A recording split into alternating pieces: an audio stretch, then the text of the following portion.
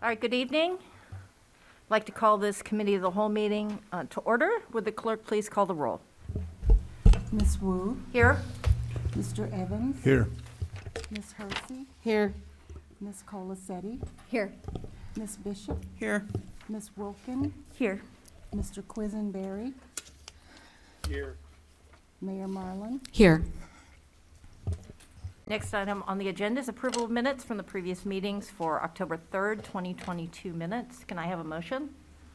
Move to approve minutes of previous meeting 10/03/022. Second. Moved by Sharice and seconded by Chandra. Any discussion or changes? All those in favor, please say aye. Aye. All those opposed? To the best of my knowledge, there's no additions to the agenda. Does anybody have any additions? All right. Presentations and public input. We'll start with the mayoral proclamation recognizing Sigma Gamma Rho sorority's 100th anniversary.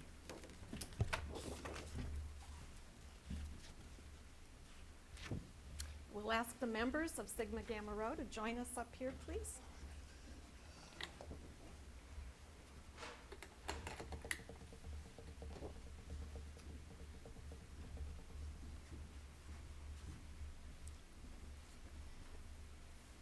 Come on over here. I feel like I should be wearing gold and blue. So this is a proclamation by the mayors of the cities of Urbana and Champaign, Illinois. Whereas Sigma Gamma Rho Sorority Incorporated was founded by 7 college students on the campus of Butler University in Indianapolis, Indiana on November 11th, 1922. The founding 7 pearls of Sigma Gamma Rho Sorority Incorporated demonstrated incredible courage and strength creating a Black, Greek-lettered organization on a predominantly white campus during the height of the Ku Klux Klan. And whereas, since its inception 100 years ago, the dynamic women of the illustrious Sigma Gamma Rho Sorority, Inc. have continued to build on what their founders created and their commitment to greater service, greater progress in the community through sisterhood, scholarship, and service. And whereas, from 7 young educators, Sigma Gamma Rho has become an international service organization comprised of women from every profession.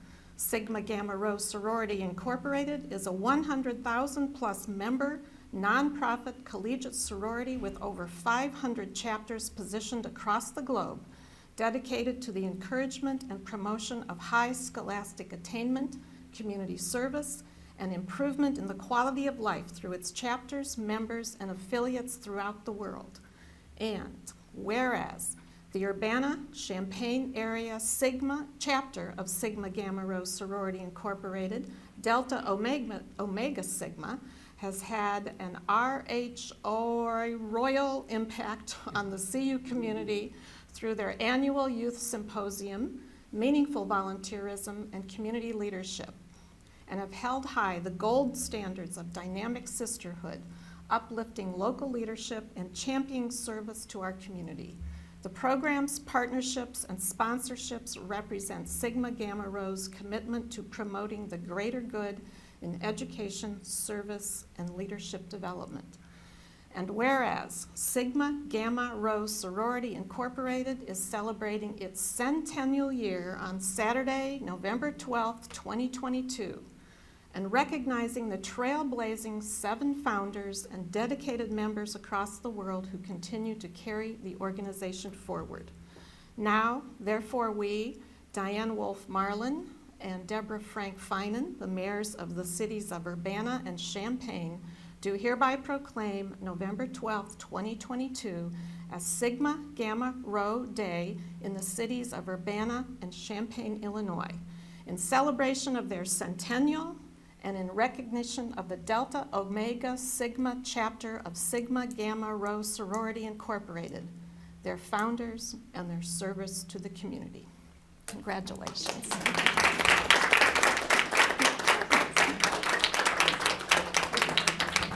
And this is for you to keep. Thank you.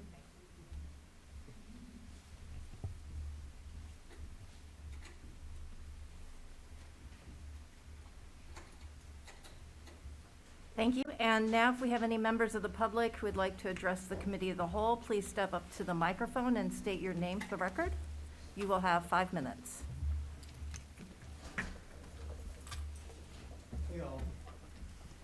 Does this work?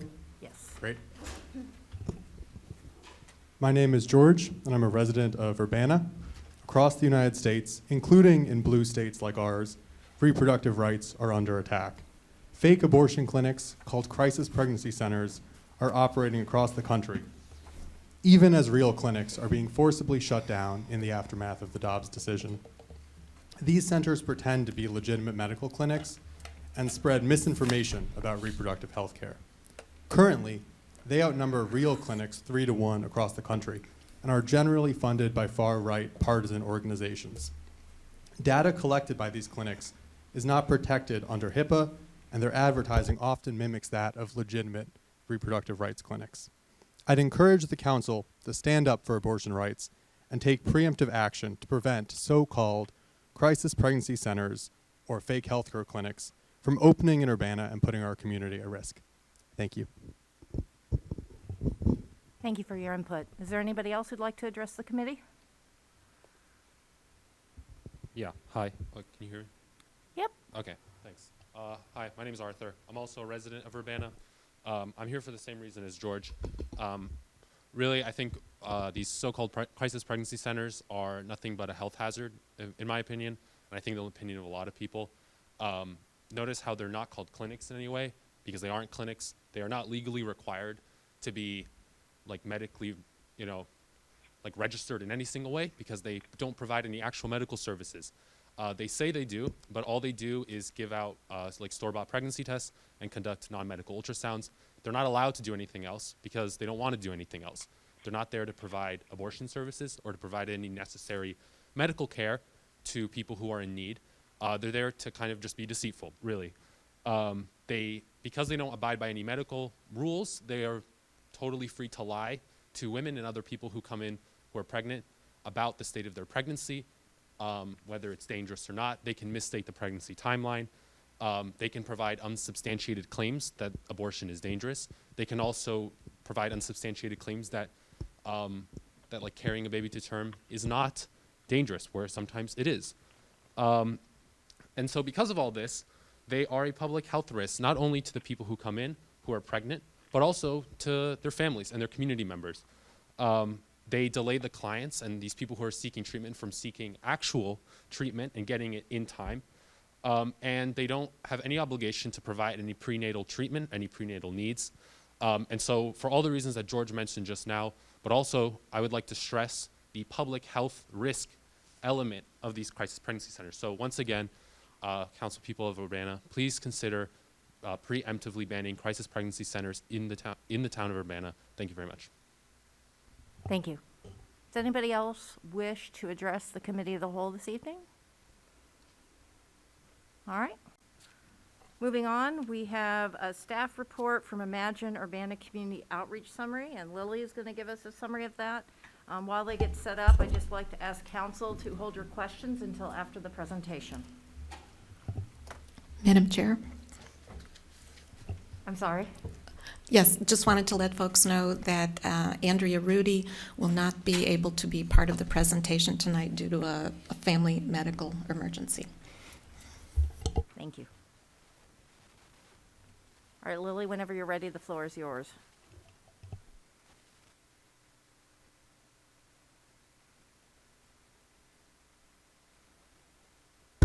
Here we go. As you know, Andrea, Rudy, and I are leading the city's comprehensive planning process. But as you can imagine, many other staff members are actively involved. Tonight, Kevin Garcia and Nick Olson are here to talk on the process of analyzing and assembling this engagement document. The community outreach summary was included in the meeting packet, and since then, there have been a few updates on the document. People have been very generous with their comments and catching a couple of minor typos and some minor errors. After tonight, this document will be posted on the city's website for the comprehensive plan page and on the Imagine Urbana engagement site.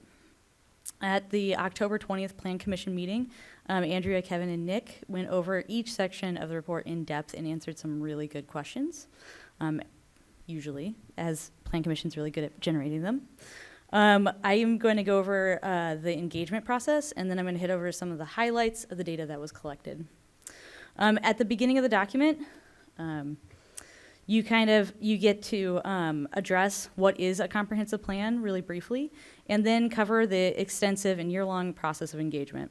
This is really an iterative process that included a lot of experimentation in adapting to community groups' needs and the changing COVID-19 conditions. It's really important to note that this isn't an in-depth report on any one neighborhood or a little about each neighborhood. These were community-wide questions being asked about future needs and what people love about Urbana. The comprehensive plan is a long-range policy document pointing the city in a direction that reflects this needs and strengths information collected through this kind of engagement. The next section covers an extensive and iterative process of engagement that was covered over 2021. This is the most important part of the document, really. It covers how extensive, long, and intentional we worked to make our engagement process as inclusive as possible. There was a lot of experimentation, a lot of relationships being built, and in very difficult time for engagement. Honestly, it was a perfect time to experiment. Starting in mid-2020, City Council had a few presentations on timeline and some of the early steps of the comprehensive plan. Staff immediately started working on details for branding and eventually developing ImagineUrbana.com with Bang the Table. Videos were made of different government agencies discussing their role in the community. There were also videos made of people in Urbana talking about why the comprehensive plan is important and impactful on their lives, and the need for a comprehensive plan and for everyone's voice to be included. If you haven't seen them, they're really pretty cute. And you can bring a little touch of nostalgia for the early days of the pandemic. I was honestly very excited at that point to reach out to people in the community and talk about planning issues. So late in 2020 and early in 2021, we met with community partners via Zoom meetings.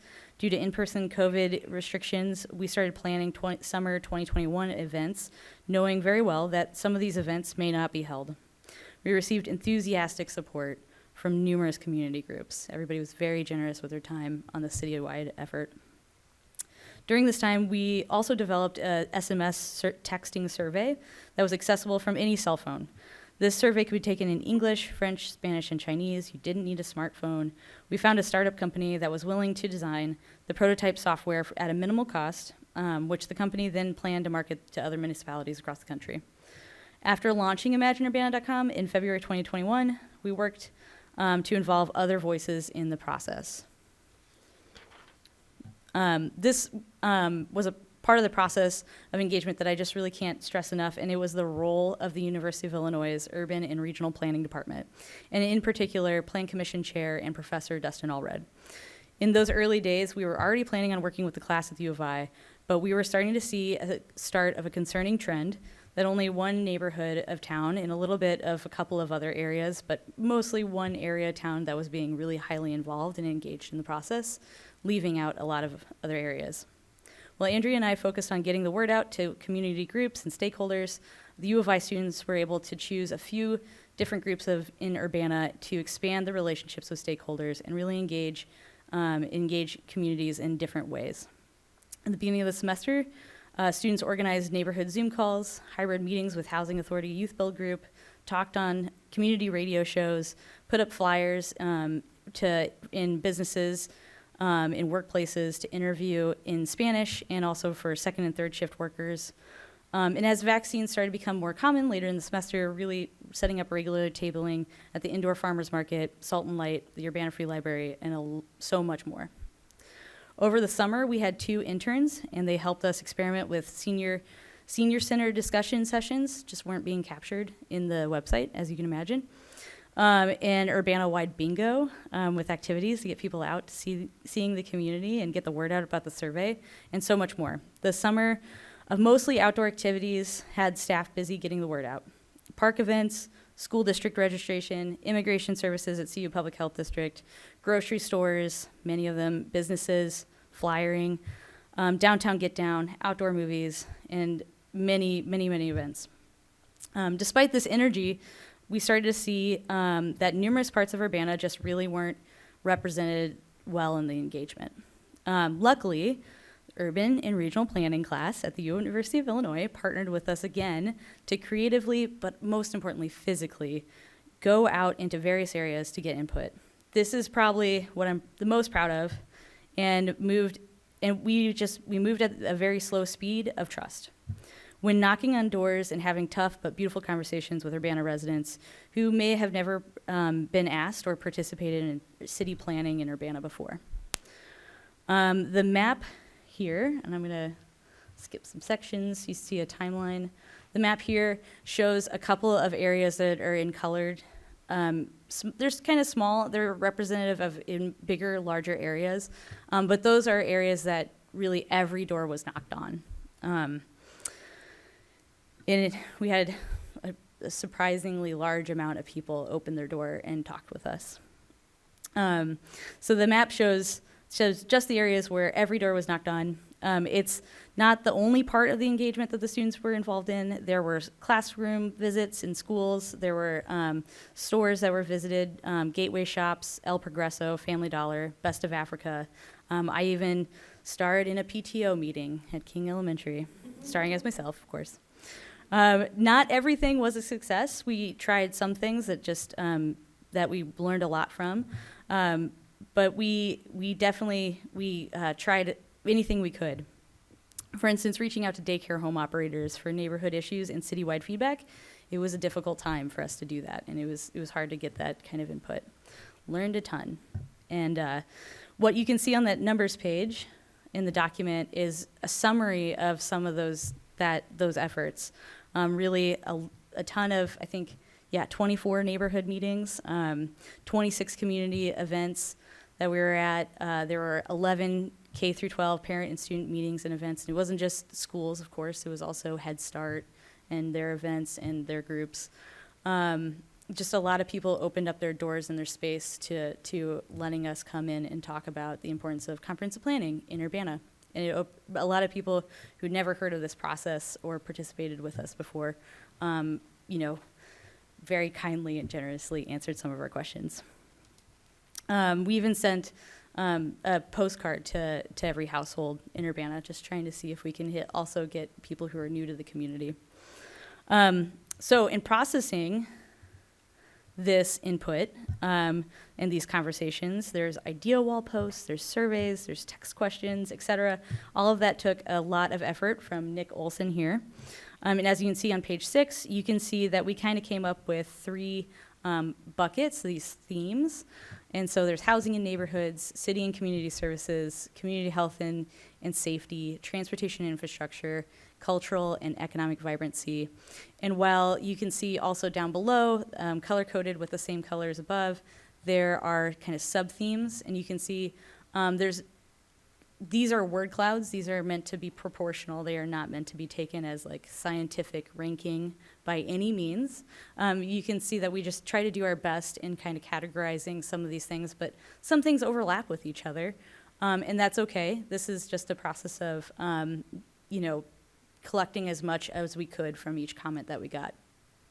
And you can see there's an example quote in there, and it's color-coded for every different bucket it would get sorted into, and from there, those particular areas would be put into sub-themes.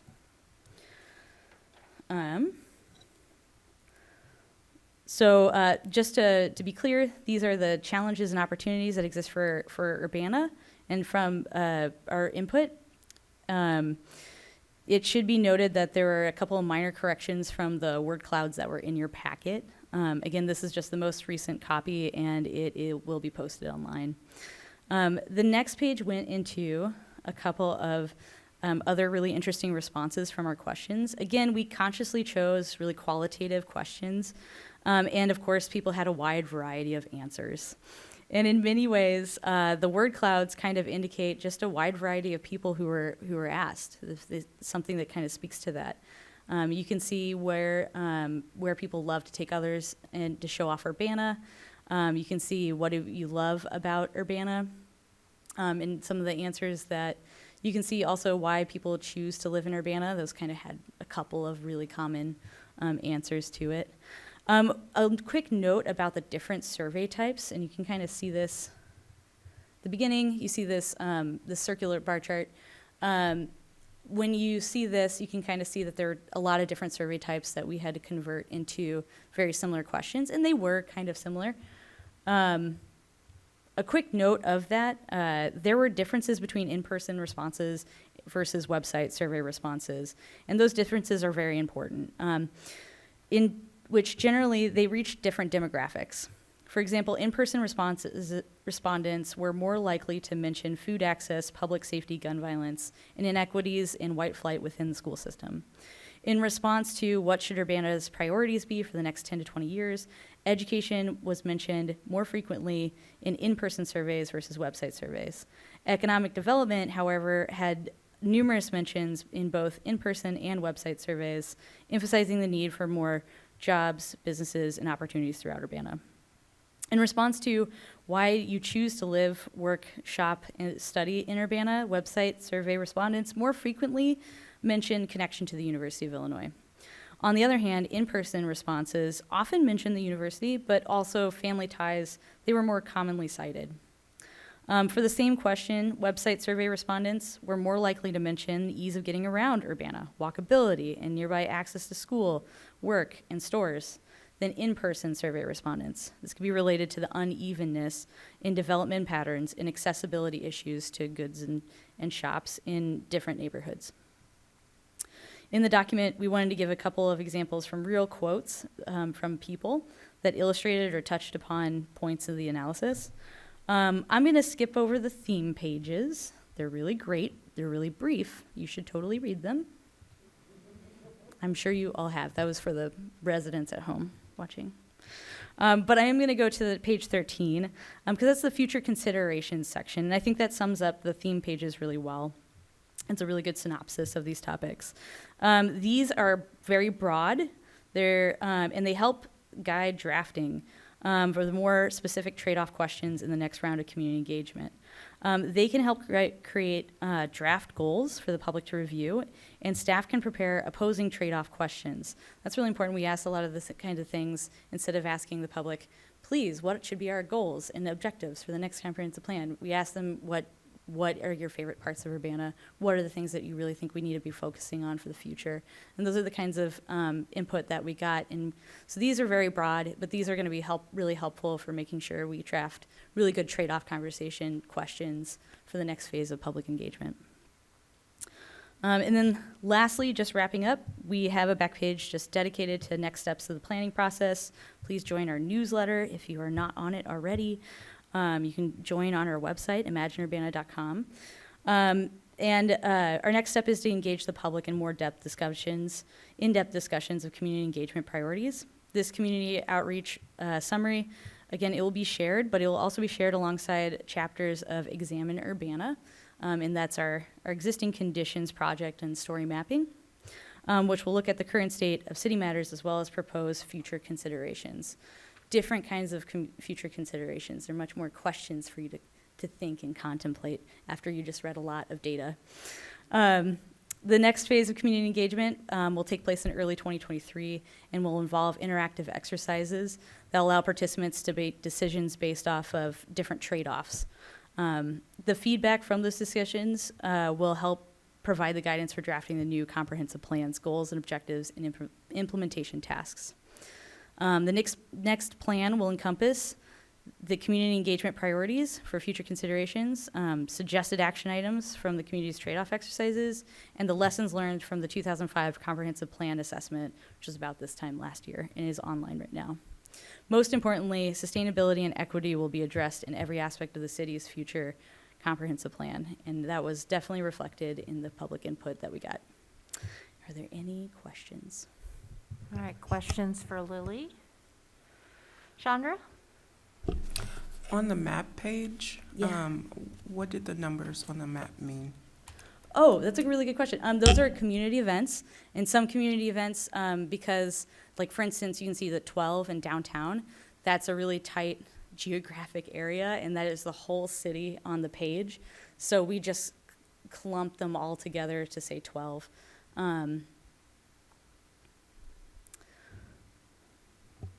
There were a lot of events in downtown adjacent. All right, other questions? Grace? Thank you. Thanks so much for the presentation and all the hard work that's gone into this. The little bit that I've seen over the years, I've seen a lot from the little bit that I've seen. And I really appreciate the intentional outreach and inclusivity and acknowledging that some groups or some areas are more vocal than others, and being intentionally inclusive like that. I have a few questions. Did you say that the 2005 comprehensive plan assessment is online? Yeah, it is.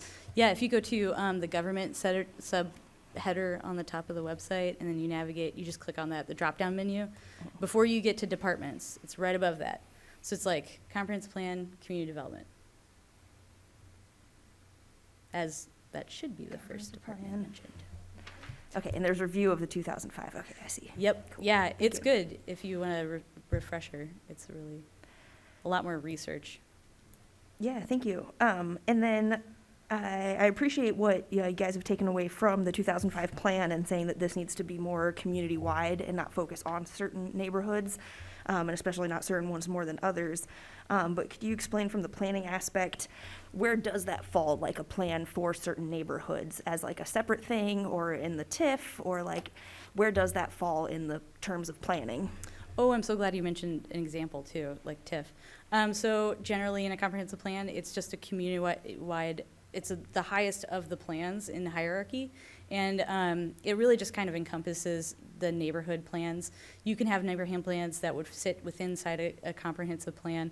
They're guided by those larger values. But every community will have really specific needs and for more specific land use. So for a good example, 2005 comprehensive plan had one community try to put some of those needs on there, and they weren't very well addressed because they were in this future land use instead of in a more complex, rich conversation about what those community needs were for that area with a more like level or even kind of implementation. And so there's a lot of benefits for having those smaller neighborhood area plans. TIF would be another one of those that's an area plan or strategic. It'd have a lot of different stakeholders and having much more specific conversations to that area, and it sits within a comprehensive plan. Great, thank you. And then my last question so far was, what's this final product? Would it be similar to the 2005 comprehensive plan, or this seems like, I don't know, more robust and more visually pleasing and things? Like, are we working towards like, that kind of traditional document, or what's the final product for this comprehensive plan?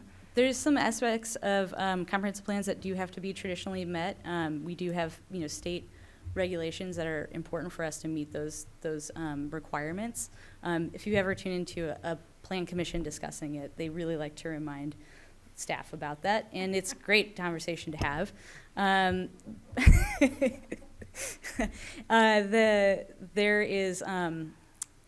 There's modern plans today have a little bit wider focus than the 2005 comprehensive plan. The 2005 comprehensive plan was really focused on future growth and development in a really outward kind of way, and that was reflecting kind of what comprehensive plans were at that certain point.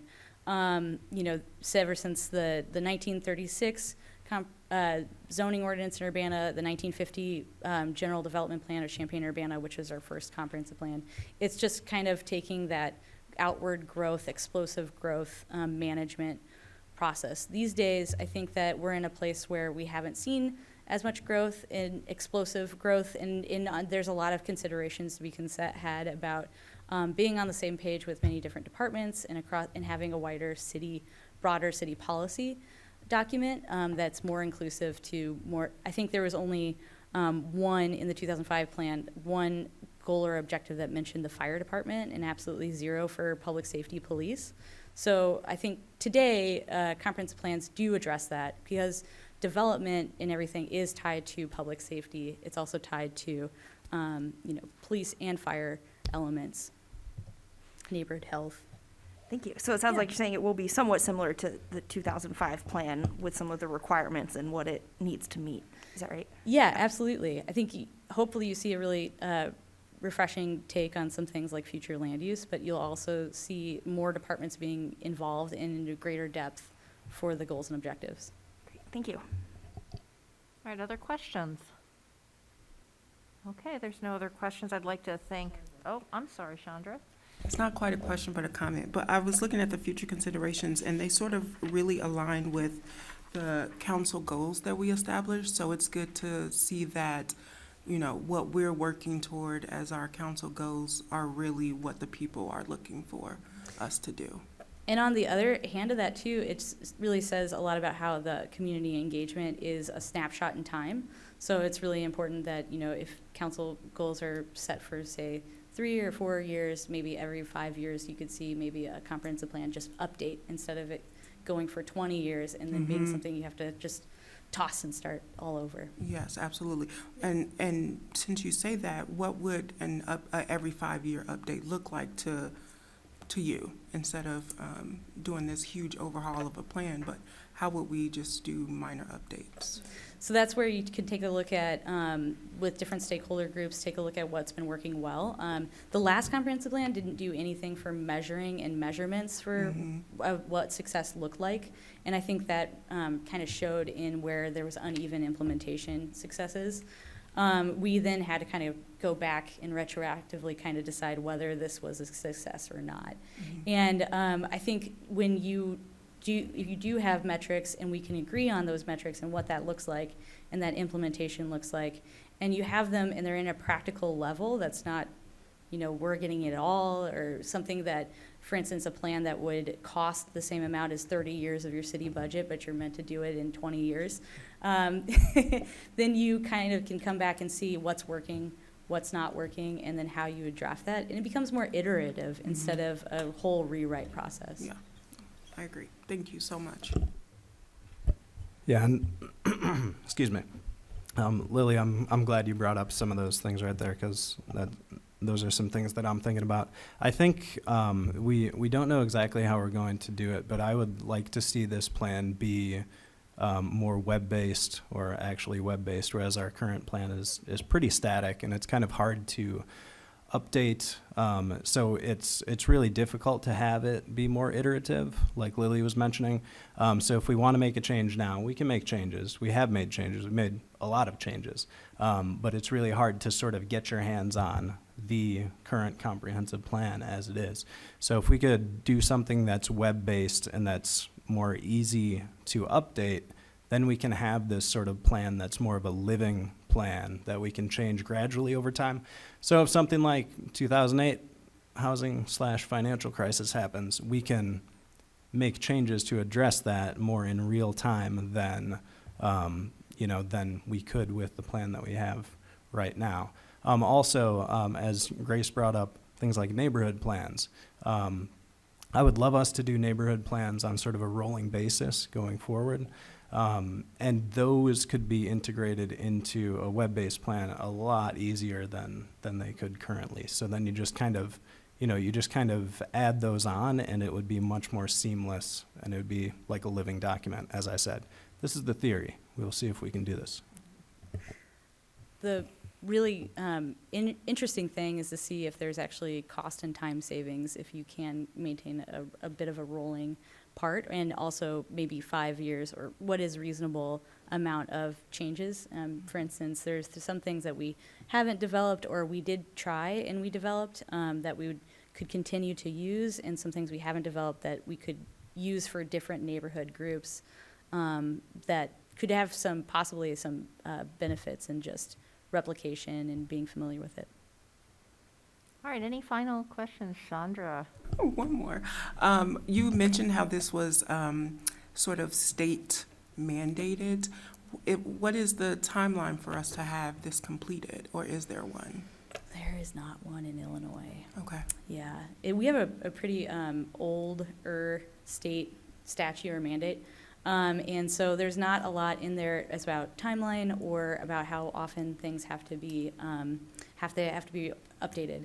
That's a little bit different, and just as an example, there's plenty of states, for instance, who said, this is more impractical for smaller communities, so what if we had every 5-year requirement to update? And then, communities, for instance, in Washington state have the requirement, and so now Seattle kind of has a really easy, and it seems like pretty systematic way of updating your comprehensive plan in a timely fashion. Thank you. Diane, This isn't a question. Can I make a comment? you can make a Thank comment. you. I just wanted to say thank you to the staff and Andrea Rudy, who's not here, for this incredibly inclusive and comprehensive process that they've followed. The amount of engagement that has gone into and information that's gone into this plan is just exponentially more than what went into the 2005 plan, and I think it really is way more reflective of our community. So we're excited about what we've seen so far. I love how it aligns with council goals and the general direction that people want to go in anyway.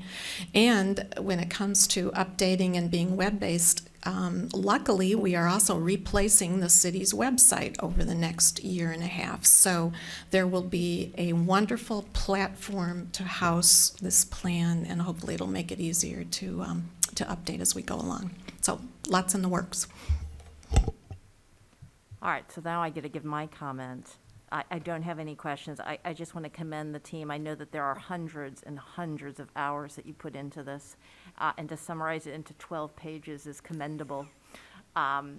So I just want to make sure that everybody understands that this, not only have you and Andrea been working on this for 2 years, but other staff members have also contributed a significant portion to all of this. So thank you very much. I guess, I don't think there's any more questions, so you're done.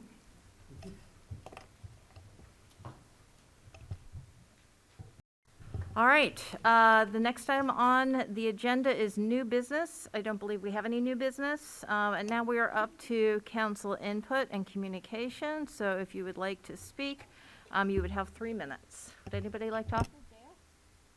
Yeah, I just wanted to take a moment to recognize and appreciate an event that I got to go to this past weekend with No More Bound and the Well experience for the book launch for Excuse Me, I Have Something to Say, Black Girls Speak. It was incredible to get to hear so many young folks and other community members read some of their poetry and hear a little bit about the incredible work that folks are doing at the Well.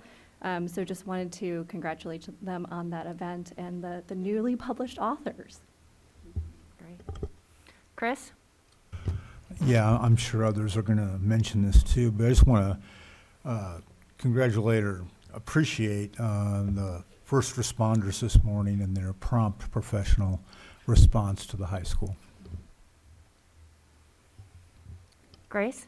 Thank you. Wanted to just do a reminder that our ARPA application is due soon, November 16th, so anyone who's in the process of applying, don't forget to submit by then.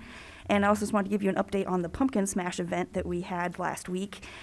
This was thanks to the Landscape Recycling Center, which is partnered with the city, Champaign County Environmental Stewards, nonprofits, and the Urbana Sustainability Advisory Commission.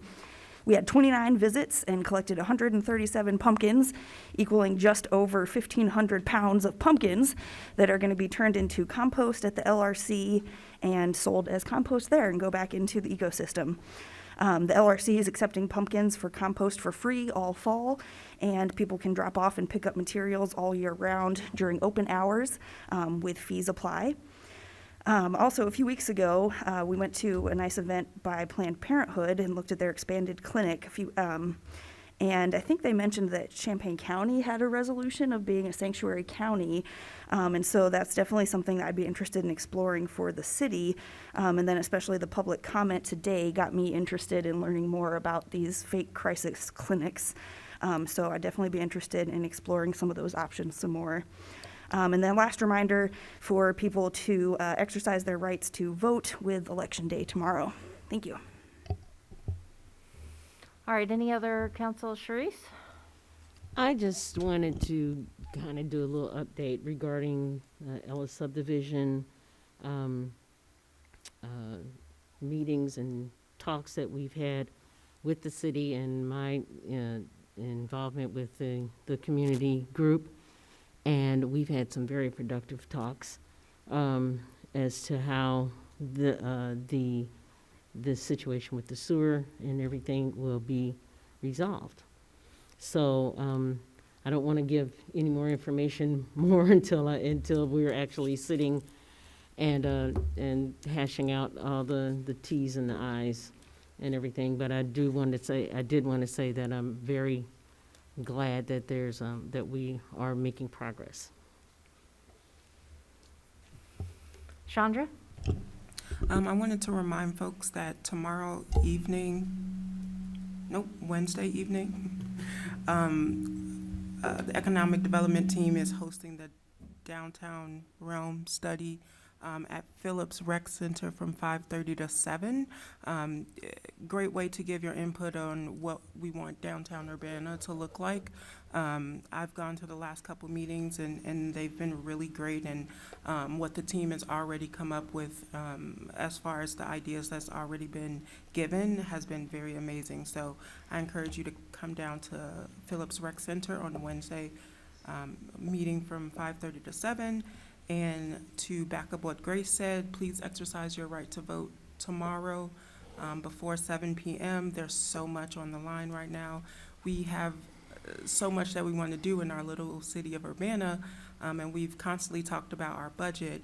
Where do you think that money comes from the state, from the federal level? And so making sure that we have elected officials that see the importance of, funding things like affordable housing and reproductive rights and things like that. So make sure that you're exercising that, your voice, so that your community looks and feels better. Thank you. It's probably the best promo I can, I'll just say ditto. Yeah. All right. I think everybody said, oh, no, Diane. I would just add, if you don't know where Phillips Recreation Center is and you're going to the Public Realm Study on Wednesday, it's 506 West Stoughton, Urbana, just down the street that way. And I would just like also to thank the first responders who responded to the threats that were called into both the middle school and the high school this morning. Law enforcement officials from the Urbana Police Department, the University of Illinois, Champaign County Sheriff's Office, Illinois Secretary of State Police all responded, assisted in the evacuation of the students, redirecting people to the reunification center, and ultimately clearing both schools. The FBI will be assisting the Urbana Police Department in the investigation of these calls. Is there school tomorrow morning? There's no school tomorrow because it's election day and everyone should be voting tomorrow if they haven't voted already. So no school tomorrow. And I would also announce that city offices are closed on Friday because it's Veterans Day. All right. Well, with that, no further business before the committee. This meeting is adjourned. Thank you very much.